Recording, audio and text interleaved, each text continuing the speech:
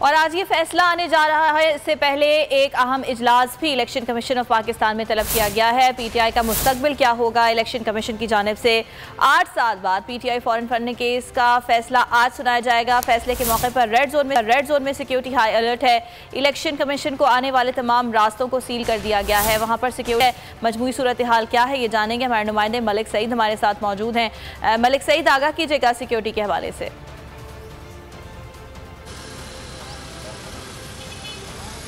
जी बिल्कुल, आज election commission से तहरीक इंसाफ ममनुआ फंडिंग केस का फैसला आने वाला है और फैसले से कब जो है रेड जोन में सिक्योरिटी के इंतहाई सख्त इंतजामात किए गए हैं। इलेक्शन कमीशन को जाने वाले तमाम रास्ते तकरीबन कंटेनर लगा के बंद किए गए हैं। सिर्फ 3 रास्तों से जाने की इजाज़त दी गई है। इसके अलावा जो इलेक्शन कमीशन को जाने के लिए जितने भी रास्ते हैं तमाम रास्तों पर सिक्योरिटी इंतहाई हाई अलर्ट है। पुलिस की भारी नफरी जो है वो तैनात की गई है।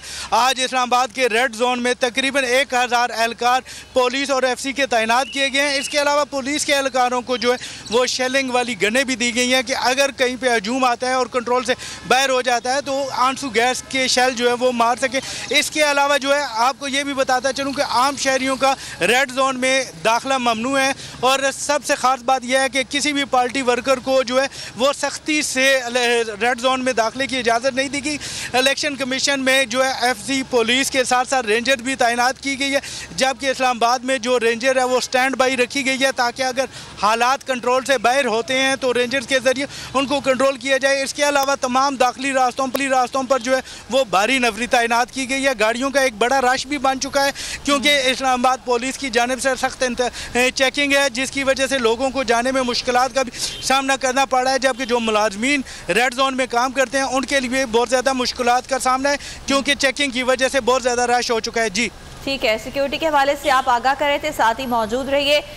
एक अहम इजलास भी आज इलेक्शन कमीशन ऑफ पाकिस्तान में होने जा रहा है। इस फैसले को सुनाए जाने से पहले उस इजलास के हवाले से बात करेंगे। अकील अहमद हमारे नुमाइंदे हमारे साथ मौजूद हैं।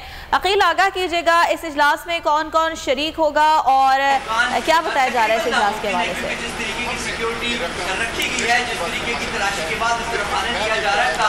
जी देखिए, बिल्कुल इलेक्शन कमीशन जो पीटीआई ममनुआ फंडिंग केस है उसका आज 8 साल बाद सुनाने जा रहा है। इलेक्शन कमीशन में इस अहम केस की समाअत तकरीबन 8 साल तक जो है वो ज़ेर समाअत ये मामला रहा। स्क्रूटनी कमेटी इलेक्शन कमीशन की जानिब से बनाई गई जिसने पीटीआई के फंड्स का जायज़ा लिया, जिसके बाद अब इलेक्शन कमीशन की जानिब से 21 जून को ये फैसला महफूज किया गया था और गुज़िश्ता रोज़ इस केस के हवाले से कॉज़िस जारी की गई और ये बताया गया कि इलेक्शन कमीशन कल सुबह 10 बजे इस केस का फैसला सुनाया जाएगा।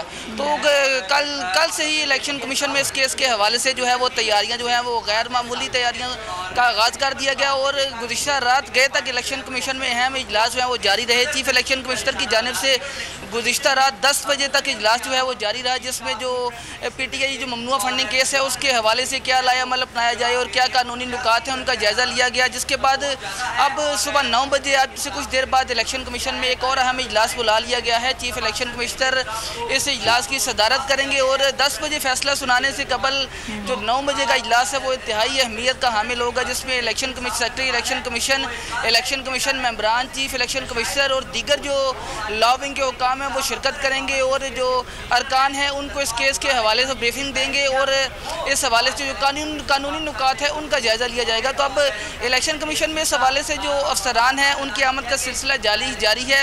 सेक्रेटरी इलेक्शन कमीशन पहुँच चुके हैं, अरकान हैं उनकी आमद जारी है, लेकिन अभी तक चीफ इलेक्शन कमिश्नर यहाँ पर नहीं पहुँच सके। चीफ इलेक्शन कमिश्नर के पहुँचने के बाद इलेक्शन कमीशन में अहम इजलास होगा, जिसके बाद मुतवक्के तौर पर इलेक्शन कमीशन 10 बजे इस अहम केस का फैसला सुनाएगा। जी इलेक्शन कमीशन का अमला पहुंचना शुरू हो गया है। हमारे साथ ही रहेगा अकील। मलिक सईद अवान ये भी बताइएगा, आज बड़ा फैसला आने वाला है। पाकिस्तान तहरीक इंसाफ की वकला की टीम के अलावा कौन कौन से सीनियर कायदीन आज इलेक्शन कमीशन के दफ्तर पहुंचेंगे?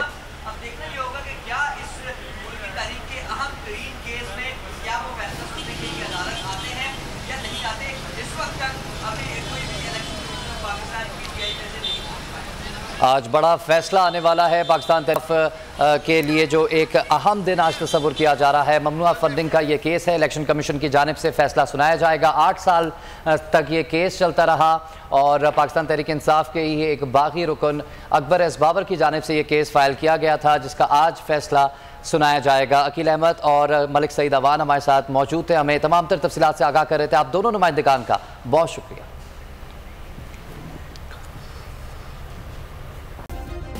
सब्सक्राइब करें और बेल दबाएं ताकि कोई खबर रह न जाए।